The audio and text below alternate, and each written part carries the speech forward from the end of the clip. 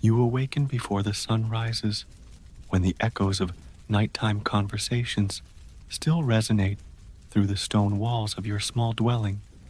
The scent of fresh bread mingles with the aroma of incense wafting from the nearby temple, and you know that another day has begun in the vastness of this city that never fully sleeps. Your hands know every rough texture of the stones that pave the narrow streets, every step worn by the feet of thousands who came before you.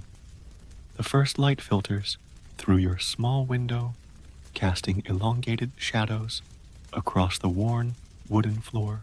You remain still for a moment, listening to the whispers of the city as it stirs from slumber, the distant call of a merchant preparing his stall, the soft flutter of doves on your windowsill, the creaking of wooden carts beginning their morning journeys.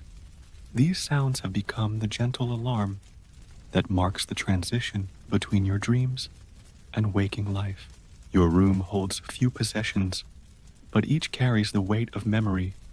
A clay lamp given to you by your father, its surface smoothed by years of your fingertips, a woolen blanket woven by hands that loved you, small wooden figure of Fortuna that has witnessed your quiet prayers on countless evenings. In the half-light, these objects seem to breathe with their own quiet stories. You rise and feel the cool terracotta tiles beneath your feet, a sensation that grounds you in the present moment. The water in your clay basin reflects the gradually brightening sky as you splash your face. The coldness, a welcome shock that dissolves the final remnants of sleep. Your morning ritual is performed with the unconscious grace of long habit, washing, dressing in your tunic, running fingers through your hair. From outside comes the sound of the first water carriers, their footsteps echoing against stone as they make their way to the fountains. Soon, the neighborhood children will begin their day of play and small responsibilities, their high voices carrying through the narrow streets like birdsong. The bakers have been working since midnight, and now their ovens release the scent that makes your stomach respond with quiet anticipation. You pause before your door, taking a deep breath. This threshold between private and public never loses its significance. It is the line between the person you are in solitude and the one you become in the company of others. Your hand rests on the familiar wooden surface, feeling the grain that tells its own story of seasons past. With a gentle push, you step into the awakening life of Rome, carrying your silent thoughts into the collective breath of the ancient city. The sky above the tiled rooftops transitions from deep indigo to a softening purple-pink, and you feel a familiar expansion in your chest, that peculiar mixture of gratitude and anticipation that comes with being alive for one more dawn in this eternal city. Your sandals make a gentle slapping sound against the stones as you join the rhythm of another Roman morning. You live in a Rome where every gesture carries the weight of tradition and the lightness of hope. In the mornings when you walk to the communal fountain, you observe how the women of your neighborhood share not only water, but whispered stories about growing children, husbands, returning from work, journeys, and small celebrations that make the days less arduous. You've learned that the true wealth of this city lies not in the marble of distant palaces, but in the way a neighbor offers a piece of cheese when noticing your pantry is empty. The streets you traverse daily have become an extension of your living space. You know precisely which stones to avoid after rainfall, where puddles gather in depressions worn by centuries of feet. Your body navigates these pathways with the unconscious wisdom of familiarity, adjusting to the slope where the street descends toward the Forum, leaning slightly into the curve that leads past the bakery. Every wall tells a story to those who know how to listen. Your fingers occasionally brush against the surface of buildings as you pass, feeling the different textures, the rough-hewn blocks of older structures, the smoother surfaces of newer walls, the occasional inscription worn nearly invisible by time and touch. Some mornings you pause to observe a patch of wall where children have scratched simple games into the surface, adding your own silent appreciation to the anonymous artwork of generations. The changing light transforms these familiar passages throughout the day. In early morning, the streets remain cool, shadowed corridors, offering relief from the heat to come. By midday, they become a mosaic of light and shadow as the sun finds its way between buildings and through narrow openings. In the evening, they glow golden red, the stones releasing the warmth they've absorbed, creating a gentle radiance that softens the hardness of the city. You've developed relationships with the streets themselves. The wide avenue near the Forum, where you walk with a different posture, more formal and aware of your place in the civic body, the narrow alley behind your dwelling, where you sometimes pause to breathe deeply, hidden momentarily from a public view, the small square where the neighborhood children play their endless games of knucklebones, and chase a place where you unconsciously slow your pace to absorb their exuberance. These pathways connect more than physical locations. They link moments of your life together. The corner where you first heard news of a distant victory, the steps where you once sat in heartache, the intersection where you exchange daily greetings with the old man who sells wooden figures. Each place holds a layer of memory that enriches your experience of the present moment. Sometimes in the peculiar light just before sunset, these streets seem to exist in multiple times simultaneously. You can almost glimpse the generations who walked here before you and those who will come, after all sharing this same confined space. These same stones, these same patches of sky, visible between buildings. In such moments, you feel yourself part of something both transient and eternal, a brief presence in the enduring story of Rome. Silence is a rare luxury here. You've grown accustomed to the constant symphony of voices, cart wheels on stones, artisans' hammers, and the murmur of prayers echoing from temples. But you've discovered a special music in the repetition of these sounds. They form the rhythm of your existence, the heartbeat of this community that embraces you with its human complexity. Morning begins with the soft calls of water carriers and the metallic splash of buckets being filled at the public fountain. This gentle overture soon gives way to the fuller composition of the day, the rhythmic chopping from the butcher's block, the persistent tap-tap-tap of the cobbler's hammer, the sing-song cadences of merchants advertising their wares. Each sound occupies its own register in this unwitting orchestra, creating a layered harmony that feels as essential to Rome as its 7 hills. You've learned to tell time by these acoustic markers without needing to glance at the public sundial. The children's mid-morning break from lessons brings a sudden surge of high-pitched laughter and shouting that floods the narrow streets.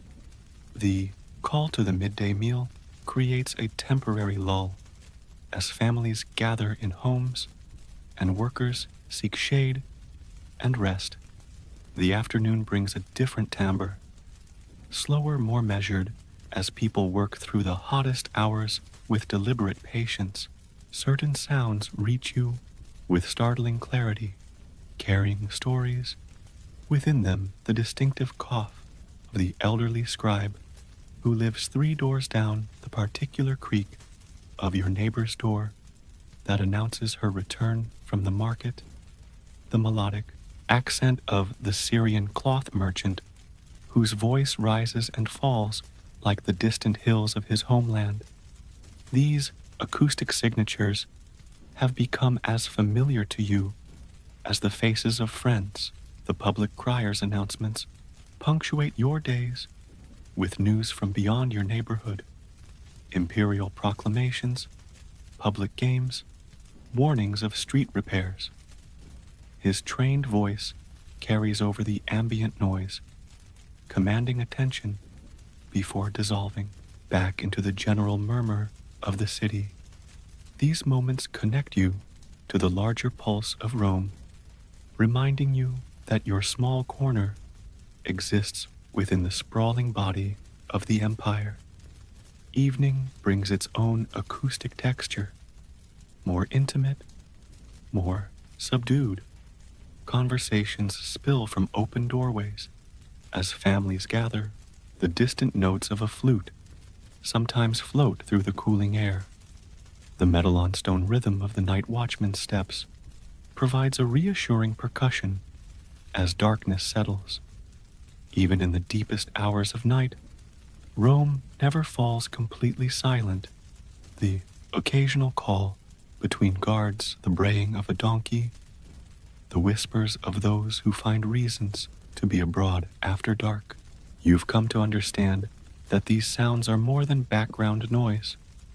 They are the audible manifestation of thousands of lives being lived simultaneously, each contributing its note to the complex composition that is Rome. In this realization, you find a strange comfort. Even in moments when you feel most alone, the symphony of the city reminds you that you exist within a vast and intricate community, connected by the simple fact of shared acoustic space. Your mornings begin with the simple pleasure of bread, still warm from the communal ovens, its crust crackling between your fingers as you break it apart. The first bite always carries a moment of appreciation for the wheat grown in distant fields, for the miller's steady work, for the baker's practiced hands that shaped this daily miracle. You dip it in olive oil, pressed from groves you've passed on journeys beyond the city walls, the fruity bitterness, a familiar companion to your waking thoughts. Food in Rome is never merely sustenance. It is connection, memory, identity. The honey you occasionally allow yourself, drizzled sparingly over a piece of bread, carries the essence of wildflowers that grow along the Tiber's banks. Its sweetness lingers on your tongue, a fleeting luxury that transforms the ordinary into something momentarily sacred. You savor it slowly, making it last, training yourself in the art of measured pleasure. The public fountain where you fill your water jug each morning has its own distinct character, cooler and somehow sweeter than water from other parts of the city. You've heard stories of the distant mountains where this water begins its journey, flowing through the marvel of aqueducts before reaching your neighborhood. Each swallow connects you to this vast, invisible network, a daily reminder of Rome's magnificent reach and engineering. At the small taberna on the corner, where you sometimes stop after a long day, the owner knows your preferences without asking. The rough local wine comes in a chipped clay cup that feels satisfying in your hand. It tastes of the volcanic soil from the surrounding hills, slightly acidic reminder of the earth's ancient fire. You drink it slowly, listening to the conversations around you, politics, gossip, complaints, and jokes flowing as freely as the wine itself. Market days bring a kaleidoscope of flavors to your neighborhood. Olives in brine carrying the salted memory of coastal towns, dried figs whose concentrated sweetness speaks of patient sunshine, pungent garum sauce that transforms simple vegetables into something complex and satisfying. You make your careful selections, weighing the pleasure each might bring against the coins in your purse. A weekly negotiation between desire and necessity. The rare feasts that punctuate the calendar allow your community to share more elaborate tastes. On these special days, someone might prepare a dish of lentils, flavored with the precious spices that travel across seas and deserts to reach Rome. Cumin pepper, a whisper of silphium. These exotic notes open doorways in your imagination to lands you will never see, yet somehow know through their flavors. As seasons change, so do the tastes that mark your days. Spring brings tender green vegetables, whose brightness seems to carry the very essence of renewal. Summer offers figs and peaches, whose juice runs down your chin despite careful eating. Autumn provides nuts and apples that satisfy a deeper hunger as the air cools. Winter circles back to the fundamental comfort of bread and beans, the sustaining warmth of simple porridge shared near the hearth. You've noticed how certain tastes have become entwined with specific memories. The sharp cheese that reminds you of harvest celebrations from childhood, the particular combination of herbs that recalls a recovery from illness, when a neighbor brought you nourishing broth, the festival sweets that forever carry the laughter of a particular gathering. In this way, flavors become vessels that transport you across time, connecting present sensation to past experience in an unbroken thread of belonging. Your hands have learned a language of touch that speaks of your place in this ancient city. Each morning, they perform 100 small rituals without conscious direction, striking flint to light the oil lamp, kneading dough with practiced turns, securing the leather ties of your sandals with a precise tension learned through years of walking these uneven streets. They know the exact pressure needed to draw water from the neighborhood. Well, the specific twist required to open your stubborn wooden door when humidity makes it swell. These unconscious skills accumulate in your body like a hidden wisdom rarely acknowledged, yet essential to your navigation of daily life. You've noticed how your hands seem to possess their own memory independent of your thoughts.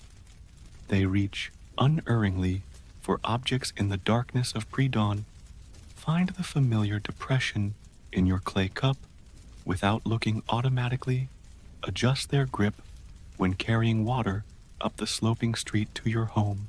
This physical knowledge resides in muscle and tendon, a practical intelligence that complements the more deliberate workings of your mind. When you work, mending clothes, preparing food, assisting in your trade, your hands move with a rhythm that sometimes surprises you with its grace. On good days, there's a flow to these movements that feels like a kind of music expressed through motion rather than sound. You wonder if others notice this dance of fingers and palms, or if each person is too absorbed in their own physical dialogue with the material world. Your hands bear witness to your history in their accumulated marks and textures. The small scar near your thumb from a cooking accident years ago, the calluses that map your most frequent labors, the slightly bent finger that healed imperfectly after a childhood injury. These physical records carry stories. Your voice rarely tells a private chronicle of experience written in skin and bone. You've learned to read the hands of others as well. The baker's palms perpetually dusted with flour despite frequent washing. The stone carver's thick, powerful fingers with their embedded grit. The scribe's distinctive ink stains. The patrician's smooth, unmarked skin that speaks of a different relationship with the physical world. These observations help you place people within the complex social hierarchy of Rome more accurately than their words ever could. In moments of connection with others, your hands become instruments of communication beyond language. The firm clasp of greeting that conveys respect, the gentle touch on a child's head that expresses affection without intrusion, the supportive grip on an elder's arm that offers both physical and emotional steadiness. Through these gestures, you participate in the unspoken vocabulary of human care that transcends the boundaries of status and education. Sometimes in the quiet of evening, you find yourself studying your own hands in the flickering lamplight, these remarkable tools that connect your intentions to the physical world. You flex them slowly, feeling the complex interplay of bones and tendons, marveling at their capability and limits. In these contemplative moments, you recognize them as both entirely yours and part of an inheritance shared with all humanity. These appendages that build, nurture, create, and comfort, linking you to both the mundane and sacred dimensions of existence in the eternal city. You carry with you the wisdom that inhabiting this ancient Rome means accepting that each day is a delicate negotiation between your limitations and your dreams, between what the world demands of you and what you choose to offer in return. And in this subtle dance, you've discovered your own way of flourishing. The physical burdens are the most visible. The water jug balanced carefully on your return from the fountain. Each morning, the market purchases distributed evenly between both arms to maintain balance on the uneven streets. The tools of your daily work that have over time shaped your body with their familiar weight. These tangible loads are shared by all who inhabit the city's winding streets, a common experience that needs no explanation. Less visible are the responsibilities you carry for others, the aging parent whose needs structure your days, the younger siblings who look to you for guidance, the neighbors who depend on your particular skills or knowledge. These relationships form a complex network of obligation and meaning that sometimes weighs heavily, yet also anchors you within the community, giving purpose to your rising each morning. There are the burdens of knowledge that come with living in this vast empire, awareness of decisions made in distant forums that may eventually reshape your daily existence, recognition of the precarious foundations upon which your security rests, understanding of how quickly fortune's wheel can turn, even for those who follow all the proper observances. This political consciousness is itself a weight, yet to set it down would leave you vulnerable to forces you've learned to anticipate. You carry memories that no one else shares, the particular quality of light on a childhood afternoon, now decades past the exact cadence of a voice, long silenced the sensation of a hand holding yours through a moment of fear or joy. These private recollections form an invisible treasury that adds no physical weight, yet requires constant carrying, a personal history that informs each present moment without announcing itself to those around you. The expectations of family and tradition exert their own gravitational pull on your choices. The patterns established by ancestors create pathways that are easier to follow than to abandon even when they lead in directions your heart questions. This inheritance of custom and belief provides structure and belonging, yet sometimes constricts the fuller expression of who you might become. You've learned to navigate this tension with a careful balance of respect and quiet adaptation. There are days when these accumulated weights feel impossible to bear. When your physical strength falters, when the needs of others seem endless, when the political realities of Rome cast long shadows over your modest hopes, when memories arise that still carry pain, when tradition feels more like cage than comfort. On such days, you've developed small rituals of temporary unburdening, a moment of solitude beside the household shrine, a brief exchange of honest words with a trusted friend, the physical release of labor that demands full attention. Yet you've also discovered that what you carry has over time become integral to who you are. These weights have shaped your character as surely as the daily jug has strengthened your arms. The responsibilities have taught patience and foresight. The political awareness has cultivated resilience and strategic thinking. The memories have deepened your capacity for empathy. The traditions, even when chafing, have connected you to something larger than your individual existence. In quieter moments, you recognize that this continuous carrying, this daily bearing of the visible and invisible burdens of human existence is not merely endurance, but a form of dignity. There is a certain nobility in the shared endeavor of all who inhabit this city, each bearing their own constellation of weights, each finding their way through the complex terrain of need and desire, limitation and possibility in the shadow of Rome's eternal walls. The light in Rome is a living presence that transforms the city hourly, revealing different facets of its ancient character as the sun traverses the sky.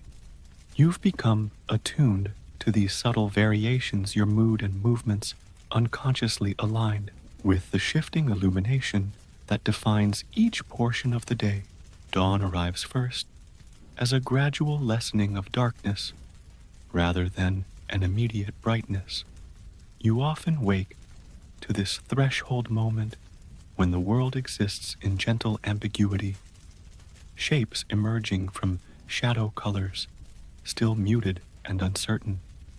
There's a particular quality to this liminal light that feels like possibility itself, as if the day has not yet committed to what it might become.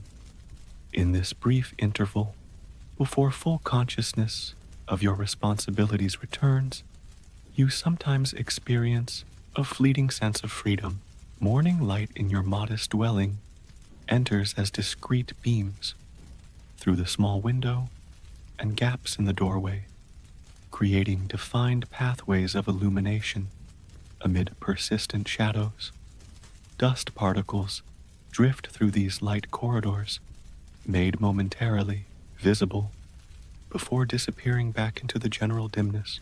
You've noticed how this patterned lighting transforms humble objects, your wooden cup suddenly precious when touched by a perfect rectangle of sunshine, the worn fabric of your bedding, revealing unexpected colors when illuminated at certain angles.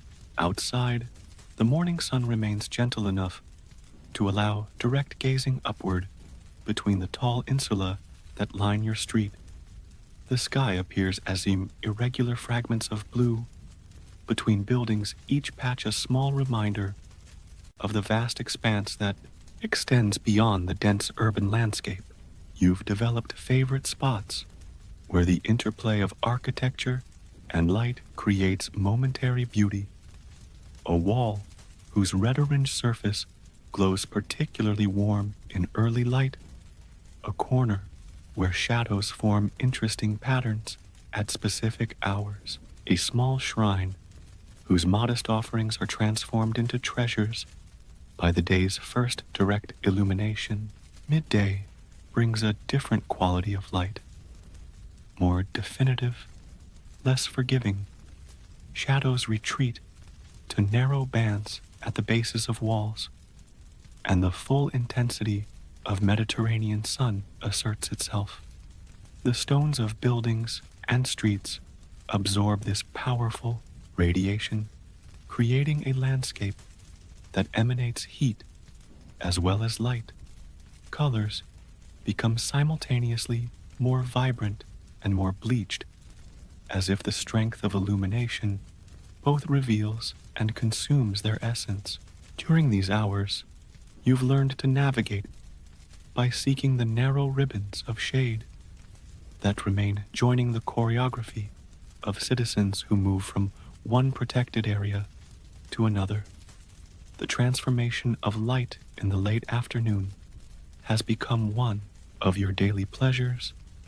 As the sun descends, its rays strike the city at increasingly oblique angles, creating dramatic contrasts between illuminated surfaces and deepening shadows. The quality of this light is somehow thicker, more golden amber than the clearer illumination of morning. It catches on edges and curves, outlining the physical world with a temporary splendor that seems to reveal the hidden beauty of even the most common objects. Sunset brings a brief period when the entire city appears transfigured. The fading light paints buildings in improbable shades of rose, gold, and lavender that seem to emanate from within the stone itself rather than reflecting from its surface. This magical interval rarely lasts more than a quarter hour, yet you often find yourself pausing whatever task occupies you, drawn to witness this daily miracle that never repeats itself exactly. There is something in this moment that speaks to the transience of all things, beautiful, not despite, but because of their impermanence. Evening introduces the complex interaction of natural and human-made light. As darkness gathers, lamps and fires create islands of warm illumination amid the deepening blue-gray of twilight. These scattered points of brightness guide your return home, each representing a household or business where other lives continue their own stories, parallel to yours. You've always found a peculiar comfort in these constellations of earthbound stars that map the human presence amid the encroaching night. In your own small space, the singular flame of your oil lamp creates an intimate circle that contracts the world to essential proportions. Objects beyond its radius recede into comfortable obscurity, while those within its glow acquire a special significance. This humble light transforms your modest dwelling into a sanctuary of warm color and gentle movement as the flame responds to imperceptible air currents. In this reduced illumination, the day's experiences seem to distill themselves into clearer meaning, allowing a different kind of seeing that belongs exclusively to these quiet hours. Time in Rome moves according to patterns both imposed and organic, creating a structure that holds your days within its reliable embrace. You've come to appreciate these rhythms not as constraints, but as a framework that gives meaning to your activities, connecting your individual existence to the broader pulses of community season and cosmos. The most fundamental rhythm begins with the division between darkness and light. Despite the city's constant activity, night and day still define the primary oscillation of energy and rest. Your body has internalized this pattern so completely that you often wake moments before dawn's first lightening of the sky, your breathing shifting subtly in anticipation of the day to come. Evening brings a corresponding downward arc in your energy, a gradual surrendering to the quieter demands of darkness. Superimposed on this natural alternation are the more artificial divisions of the Roman hour. The public water clocks and sundials parse the day into manageable segments, their arbitrary precision creating a common temporal language among citizens. You've learned to sense the approximate hour without consulting these devices, judging by the height of the sun, the changing patterns of street activity, or the particular quality of light on familiar walls. The 7-day week creates another layer of rhythm each day, carrying its own character and responsibility. Market days bring a different energy to your neighborhood, more voices varied, faces the temporary structures of vendors transforming familiar spaces. Religious observances mark certain days with special activities or prohibitions altering your movements and creating a sense of time set apart from ordinary concerns. Monthly patterns emerge from the phases of the moon, the payment of rents, the arrival of government distributions. These regular occurrences create landmarks in the flow of days, points of orientation that help you situate yourself within the larger progress of the year. You've noticed how conversation often references these fixed points after the Ides, before the grain allotment, creating a shared temporal mapping among citizens.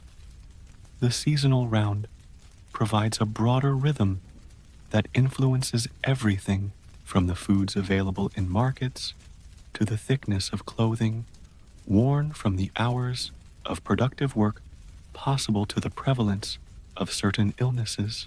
You feel these changes in your body, the particular quality of spring sunlight that seems to awaken something dormant within you, the oppressive weight of summer heat that slows all movement to a deliberate pace, the subtle melancholy that arrives with autumn's first chill, the inward turning energy of winter that invites reflection.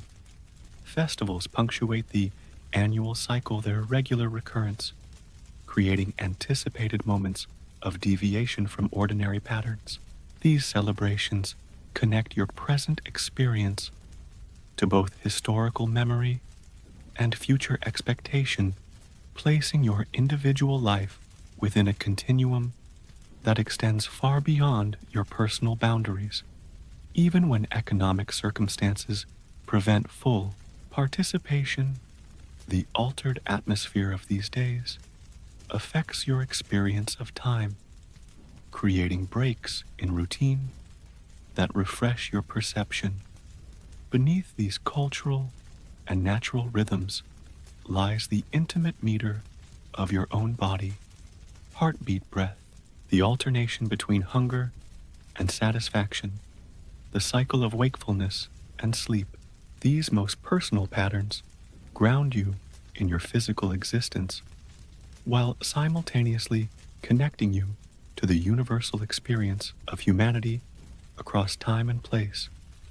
In moments of quiet attention, you sometimes become aware of these basic pulsations as the foundation upon which all other rhythms build their more complex structures. Age brings awareness of longer rhythms. The gradual transformation of your physical capabilities, the slow accumulation of experience that modifies your responses to recurring situations, the generational shifts you observe in those younger than yourself. These extended patterns provide perspective that both comforts and challenges, placing daily frustrations within a broader context, while raising questions about how to best use the limited time allotted to each mortal life. Through conscious and unconscious attention to these interwoven rhythms, you've developed a sense of belonging within time itself. The predictable recurrence of patterns provides security, while the variations within repetition offer sufficient novelty to maintain engagement with the unfolding days. This temporal foundation creates a dependable structure upon which to build meaning, a rhythmic home as real as the physical shelter where you lay your head each night. In a city of constant conversation, you've learned to value the spaces between words as much as language itself. These intervals of silence contain their own eloquence, moments when meaning travels through glance, gesture, or simply shared presence, creating connections that sometimes reach deeper than verbal exchange. The early morning offers natural silence as you move through familiar tasks alongside neighbors at the public fountain.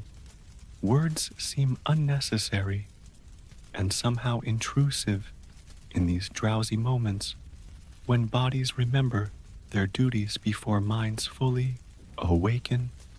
A nod of recognition, a slight smile, the synchronized movements of those sharing space.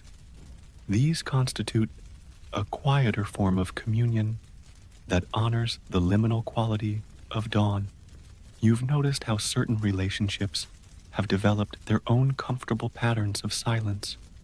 With the elderly weaver who lives nearby, you sometimes sit on the stone bench outside her dwelling, watching the changing light while she works her loom.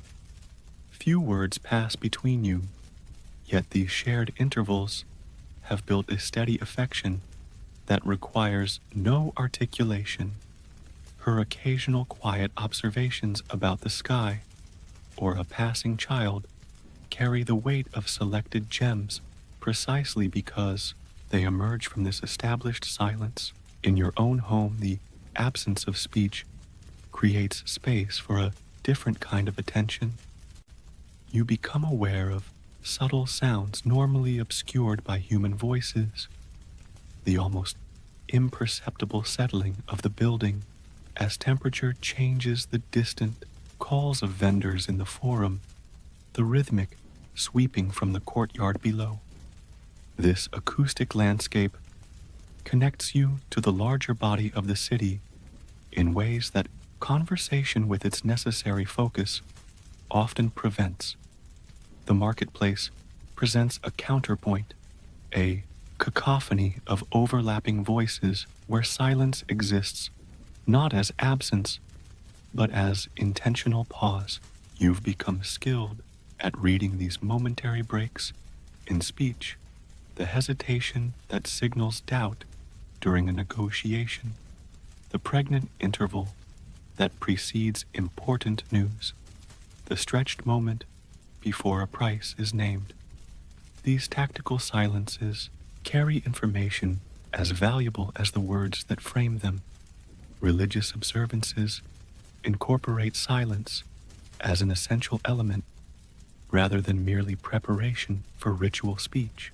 In the temple, you've experienced how collective wordlessness creates a palpable atmosphere, as if the shared intention of many minds generates a presence beyond individual consciousness. These sanctioned silences offer rare permission to exit the constant exchange of language and enter a more contemplative relationship with existence. You've learned that grief and joy, the most profound human experiences, often render words inadequate. When your neighbor lost her child, you sat beside her without speech, understanding that language could neither contain nor alleviate her sorrow.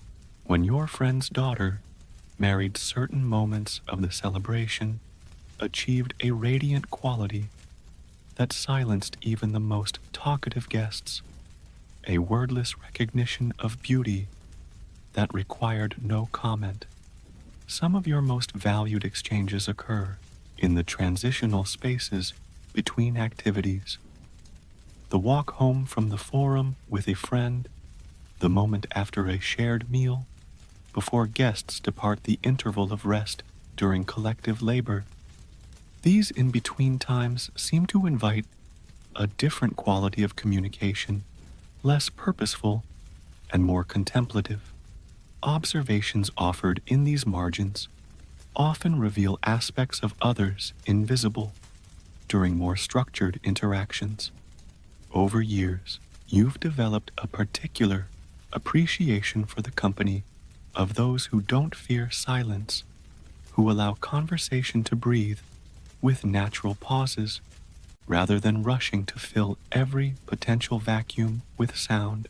These companions understand that meaningful connection includes comfortable wordlessness, that thoughts require fallow periods to develop depth, that some experiences invite witnessing rather than immediate translation into language. In a culture that highly values rhetorical skill, this appreciation for silence might seem counter to Roman virtues, yet you've discovered that the most respected elders in your community often demonstrate precisely this capacity. They speak less as they age, but their words carry greater weight because of the thoughtful silences from which they emerge. In this observation lies a quiet wisdom about the relationship between restraint and authority, between listening and genuine influence. Beneath the visible surface of your daily movements through Rome lies a parallel city that exists only in your perception, a landscape of private meanings, invisible boundaries, and personal landmarks that transform the common geography into territory, uniquely your own. This interior mapping remains largely hidden from those who observe your external behavior, a secret architecture that supports your navigation of both physical and social spaces.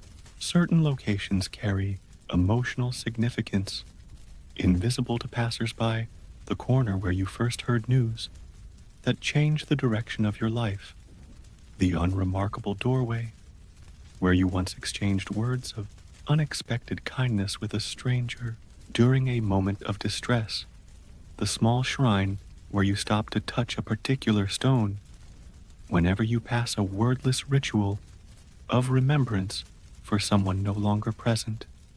These places appear ordinary to others, yet serve as anchoring points in your emotional geography.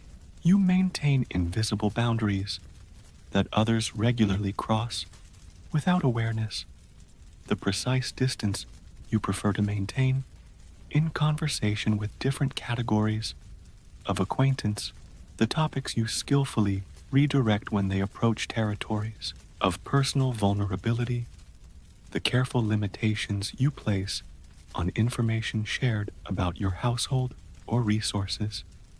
These protective perimeters have been established through experience their maintenance, a subtle art performed without acknowledgement. Certain people trigger internal responses disconnected from your outward reaction to their presence. The merchant, whose voice recalls a figure from childhood, receives a warmer greeting than his position might normally warrant. The patrician woman, whose dismissive gesture once wounded your dignity, continues to evoke a momentary tension carefully concealed behind appropriate deference. These private associations color your interactions while remaining imperceptible to their objects. You carry memories that transform mundane objects into talismans of personal significance. The common clay cup that was a gift from someone beloved, the ordinary brooch that represents a small victory over difficult circumstances, the unremarkable river stone that you keep near your bedside as a reminder of a day of perfect contentment. These items appear indistinguishable from their counterparts to outside observers, their true value visible only through the lens of your private history. Within the prescribed routines and pathways of Roman life, you've created small spaces of personal freedom. The slightly longer route you choose, when time permits, allowing a moment of solitude before rejoining the demands of community. The minor ritual you've added to official religious observances, a private devotion meaningful only to yourself. The boundary testing variations you introduce into repetitive tasks, maintaining engagement with activities that might otherwise become merely mechanical. You maintain an interior landscape of unrealized possibilities that runs parallel to your actual circumstances. The alternative paths not taken, the words never spoken, the connections not pursued.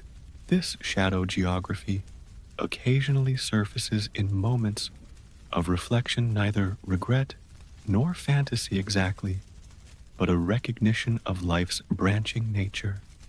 These counterfactual realities inform your understanding of choice and consequence without visible expression. Your public identity necessarily represents a careful curation of your complete self. Certain aspects of your character, beliefs, or experiences remain deliberately unexpressed in the communal spaces of Rome, reserved for the sanctuary of trusted intimacy, or sometimes held entirely private. This selective self-presentation isn't deception, but a necessary adaptation to social requirements, a boundary between inner authenticity and external expectations that all must navigate. Perhaps most invisible to others is your ongoing internal dialogue with Rome itself, your private negotiations with the city's demands, your silent responses to its impositions and gifts, your continual adjustments to its rhythms and restrictions. This relationship with the urban entity that contains your life has developed over years into a complex conversation understood only by you, yet fundamental to your sense of place and belonging. These hidden dimensions don't constitute falsehood or disconnection, but rather form the essential foundation of your authentic engagement with the visible world. The private cartography of meaning makes possible your participation in collective experience, creating the necessary depth that supports genuine rather than merely performative presence in the shared spaces of the eternal city. The transformation of unknown faces into recognized individuals follows subtle progressions that you've observed throughout your years in Rome. This gradual alchemy of familiarity creates the intricate social fabric that sustains city life, turning the potentially threatening anonymity of urban existence into a navigable landscape of nodding acquaintances, contextual relationships, and occasional deeper connections. The process often begins with pattern recognition, the same figure glimpsed repeatedly at consistent times or locations. The vendor who appears at a particular corner each morning, the patrician who passes through your street on his way to the forum, the elderly man who sits on the same bench daily.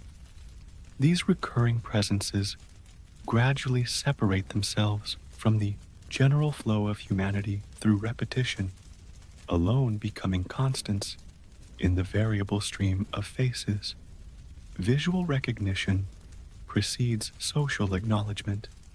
For weeks, you might simply register the regular presence of an unknown person before the first exchange of glances occurs. This initial eye contact, however, brief crosses an invisible threshold, transforming the other from object of observation to fellow subject. The small nod that often follows establishes mutual awareness, a minimal but significant social contract that distinguishes the relationship from complete anonymity. Contextual identity forms the next layer of familiarity. Long before learning a name, you come to know others by their function or location. The baker's assistant with the scard hands the water carrier with the distinctive gait, the woman who sells flowers near the temple.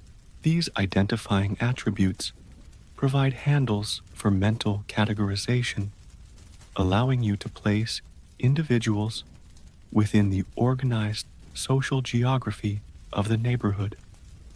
Weather often serves as the entry point for first verbal exchanges, a neutral territory requiring no personal disclosure, yet acknowledging shared experience.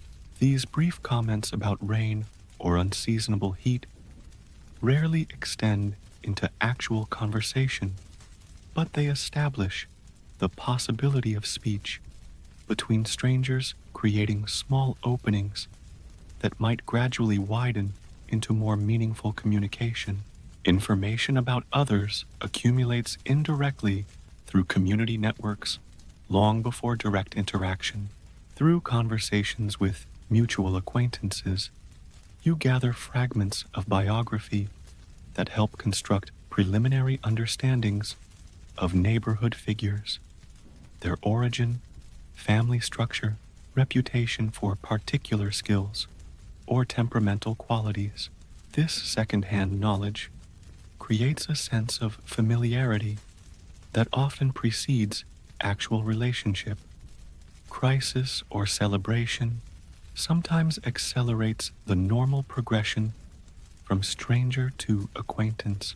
The collective response to a building fire, the shared experience of a religious festival, the communal gathering after an imperial announcement. These events temporarily suspend ordinary social boundaries, creating contexts where more direct communication becomes appropriate. Connections formed during such exceptional circumstances often retain a special quality even when daily routines resume. The exchange of small favors constitutes another pathway toward familiarity. The borrowed cooking implement the held door, the saved place in line. These minor acts of consideration acknowledge interdependence without requiring significant investment. Each successful transaction builds incremental trust, demonstrating basic reliability and establishing precedent for potential future interactions. Names represent a significant threshold in the evolution from stranger to known person. The moment of formal introduction or the first use of direct address transforms the relationship, granting individual specificity to what was previously categorical. You've noticed how the exchange of names often shifts the dynamic between people, creating a more particular obligation of recognition that extends beyond contextual encounters. The deepest level of familiarity emerges through the sharing of personal history, the gradual disclosure of origins, experiences, and circumstances that reveals the individual narrative behind the public persona. These exchanges rarely occur as explicit life summaries, but rather as fragments offered in relevant moments, gradually accumulating into more complete understanding. You've learned that such sharing usually follows its own organic timing, neither rushed nor indefinitely withheld, but emerging as trust develops. Through these progressive stages of recognition, the initially overwhelming human density of Rome gradually resolves into a complex but intelligible social landscape. The anonymous crowd becomes a collection of specific individuals occupying various positions on the spectrum, from complete stranger to intimate connection, creating a graduated sense of belonging that makes the vastness of the city accessible to human scale navigation and understanding. In the shadow of Rome's monumental achievements, its marble temples, sweeping aqueducts, and triumphal arches celebrating military conquests, you've learned to recognize and honor the smaller victories that sustain ordinary lives. These modest triumphs rarely merit public acknowledgement, yet they form the essential foundation upon which the continuity of daily existence depends. The successful navigation of bureaucratic complexity represents one such quiet victory. When you finally secured the proper documentation for your small property after months of patient persistence, visiting the same government office repeatedly until the correct official was present with the necessary seal, the resolution brought a satisfaction as genuine as any public achievement. Though no one would erect a monument to such tenacity, you recognized it as a triumph over systems designed to exhaust ordinary determination. Physical endurance through illness or injury constitutes another category of unheralded victory. When your neighbor's child survived the fever that swept through the neighborhood, taking several of her young contemporaries, the family's relief remained largely private, marked only by a small offering at the household shrine. Yet in the context of Rome's precarious medical realities, this continuation of a single life represented a profound achievement, the preservation of potential that might otherwise have been lost, the maintenance of dignity amid financial constraint requires its own form of quiet heroism. You've witnessed families who, facing reduced circumstances, manage to preserve essential traditions and social obligations through careful adaptation rather than complete surrender to limitation. The strategic reuse of materials, the creative substitution of less expensive ingredients, the pooling of resources among extended relations, these practical solutions allow for continued participation in community life. Despite economic challenges, learning represents a private victory, accessible regardless of social position. You recall the satisfaction of finally mastering a particular skill relevant to your work, a more efficient technique, a refined understanding of materials, an improved method that produces better results with less effort. Though such advancements might register as merely expected competence to others, you recognize them as personal triumphs, evidence of growth that belongs to you regardless of external validation. The resolution of interpersonal conflicts often constitutes an invisible victory of substantial significance.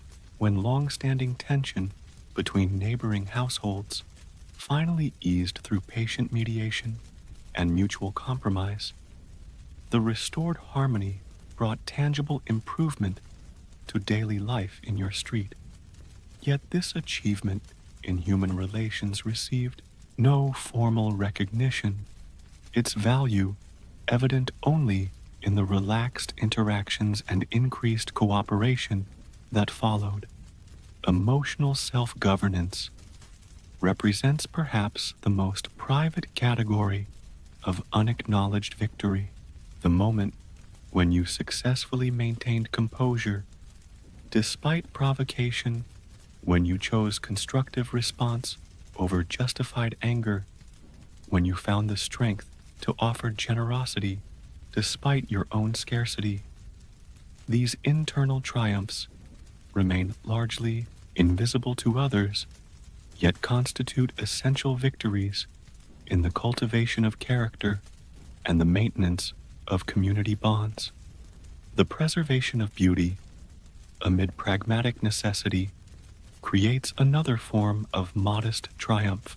The careful placement of a flowering plant in a cramped courtyard, the decorative element added to an otherwise purely functional object, the maintenance of traditional aesthetic standards, despite simplified means. These small insistences on beauty's importance reflect a refusal to surrender completely to mere survival, an assertion that life requires more than bare necessity to merit continuation. The transmission of knowledge or skill to a younger generation represents a victory that unfolds beyond individual lifespans. When you successfully taught your craft's techniques to an apprentice who showed particular aptitude, ensuring that accumulated wisdom would outlive your personal practice, you participated in a form of triumph over mortality itself, not the illusory permanence promised by monuments, but the authentic continuation of living knowledge through direct human connection. Collectively, these small victories create a necessary counter-narrative to Rome's official story of conquest and monumental achievement. While the empire celebrates expansion and domination, the actual sustainability of the city depends upon these countless modest triumphs. The daily recommitment to constructive participation, the persistent cultivation of life, supporting practices, the quiet maintenance of human connection, despite institutional indifference. In recognizing and honoring these unheralded achievements, you've discovered a form of resistance to the imperial tendency to measure value only in grand scales and visible outcomes.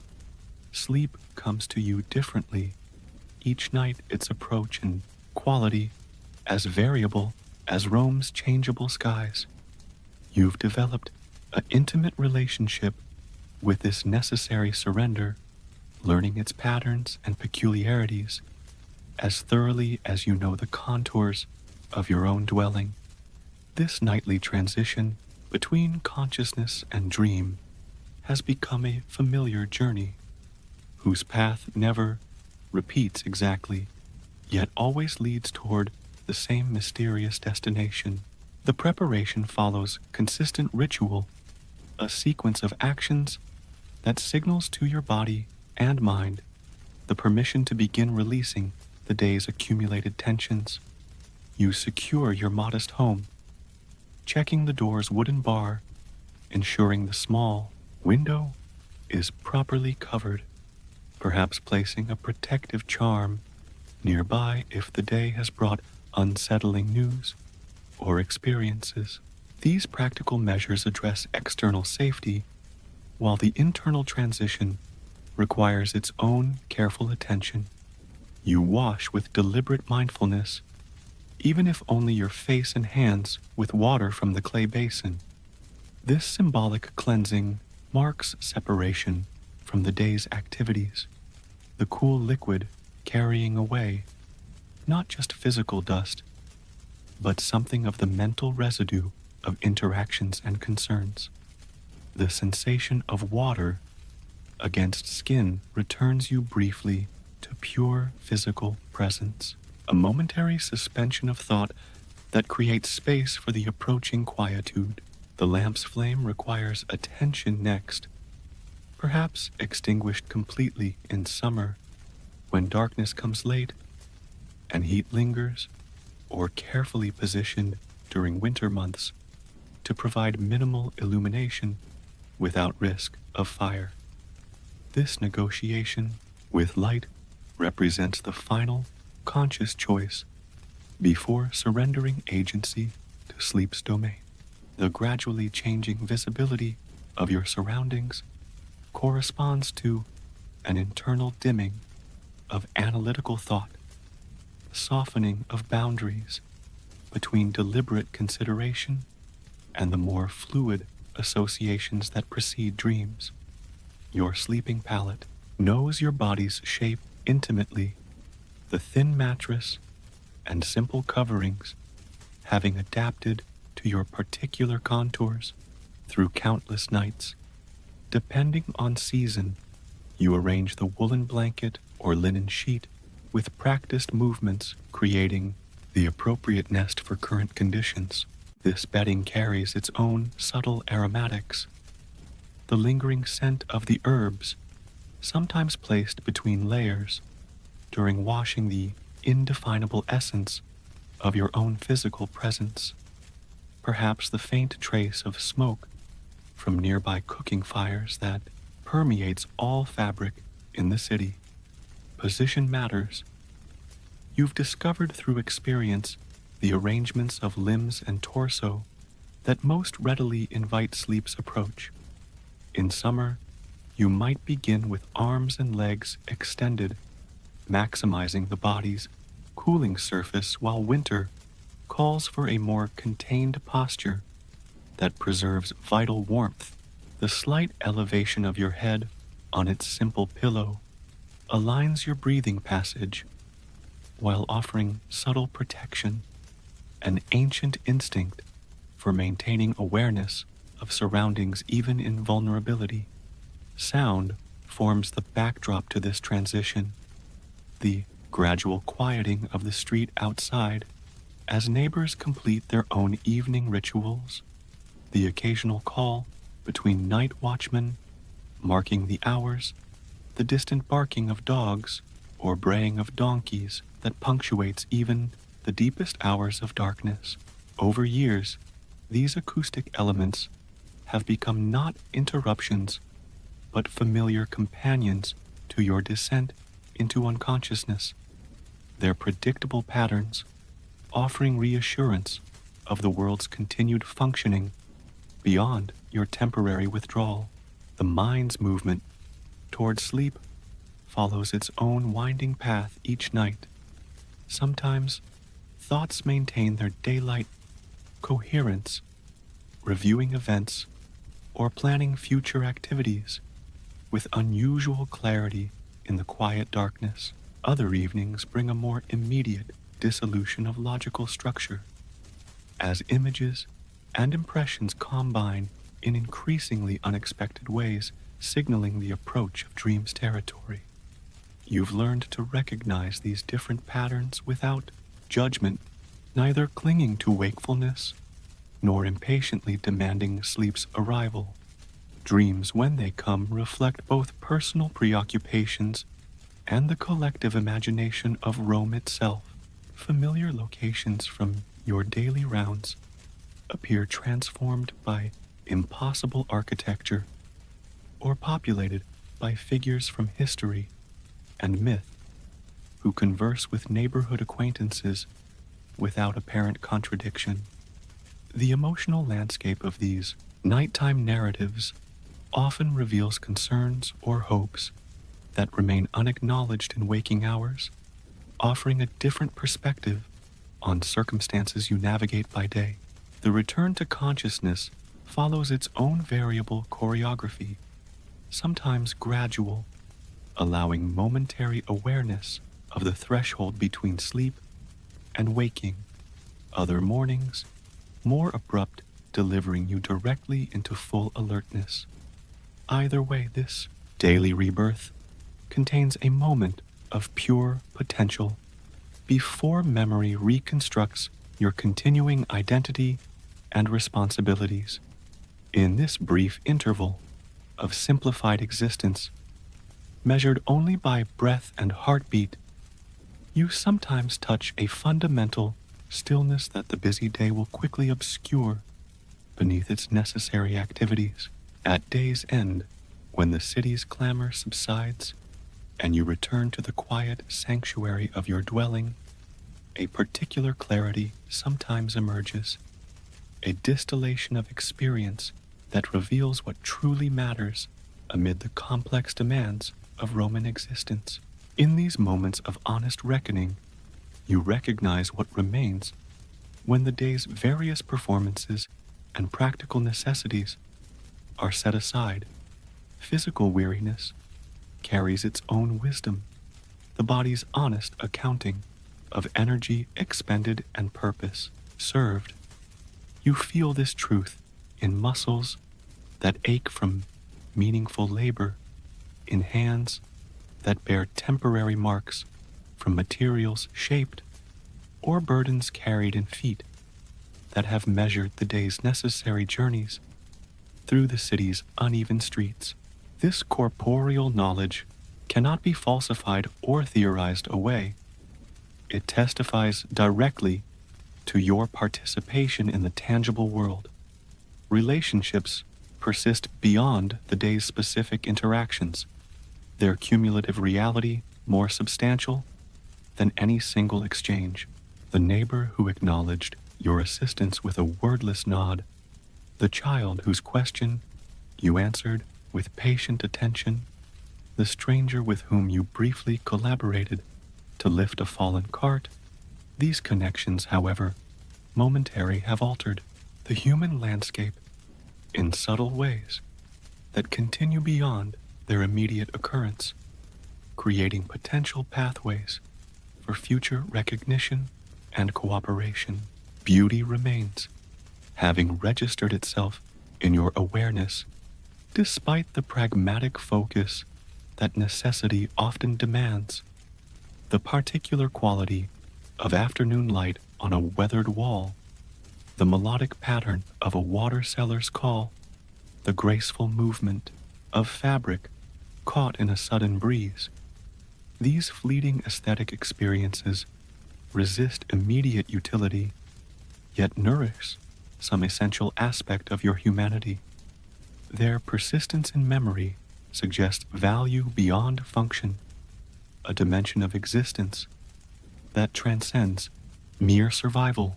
Questions endure perhaps more vividly than the day's provisional answers.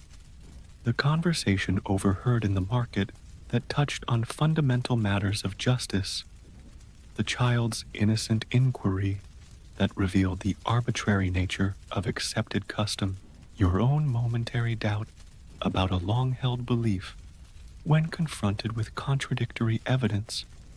These unresolved tensions continue their quiet work beneath the surface of conscious thought, gradually reshaping your understanding through persistent presence rather than immediate resolution. Gratitude emerges often attached to elements so fundamental they risk invisibility through constant presence. The water that flowed from the public fountain, the fire that transformed raw ingredients into nourishing food, the language that enabled mutual comprehension across different experiences, the customs that provided structure for collective endeavor. These basics of civilized existence represent achievements of such magnitude that their routine availability constitutes a daily miracle, deserving acknowledgement. Concern remains for those within your circle of recognition who face particular challenges. The elderly neighbor whose persistent cough suggests worsening health, the young family whose primary provider has found no steady work, the child whose natural curiosity receives insufficient guidance. These specific preoccupations extend your awareness beyond immediate self-interest, embedding your individual existence within a community context that both expands and constrains your sense of personal agency. Anticipation persists for experiences that give shape and meaning to future days. The approaching festival that will temporarily transform familiar streets, the expected letter from a distant relative, the planned gathering of friends to mark a significant occasion, the seasonal changes that will soon alter daily patterns.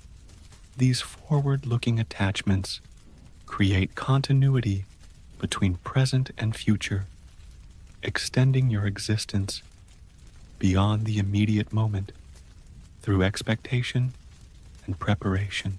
Identity remains that peculiar continuity of self that persists through changing circumstances and accumulating experiences. Each day adds its subtle contribution to this evolving construction, reinforcing certain aspects through repetition, challenging others through unexpected developments, gradually revealing new possibilities through exposure to different influences. This ongoing negotiation between consistency and adaptation constitutes the narrative through which you understand your place within Rome's vastness. Wonder remains appearing in unexpected moments, despite familiarity's tendency to dull perception. The engineering marvel of water flowing from distant mountains through the city's veins, the social achievement of thousands coexisting within structured proximity, the natural persistence of life finding expression even in urban confines. These everyday miracles occasionally break through habitual awareness, revealing the extraordinary foundations of ordinary existence. Such recognition doesn't diminish through repetition, but rather deepens with continued contemplation. As sleep approaches and conscious thought begins its nightly dissolution, these essential remainders, physical truth, human connection, aesthetic experience, meaningful question, fundamental gratitude, social concern, forward, anticipation, continuous identity, and renewed wonder constitute the authentic harvest of another day lived attentively within the eternal city. Their collective presence, regardless of the day's external achievements or challenges, affirms that you have not merely occupied time, but actually lived, participating fully in the complex gift of conscious existence amid Rome's ancient stones and ever-changing humanity.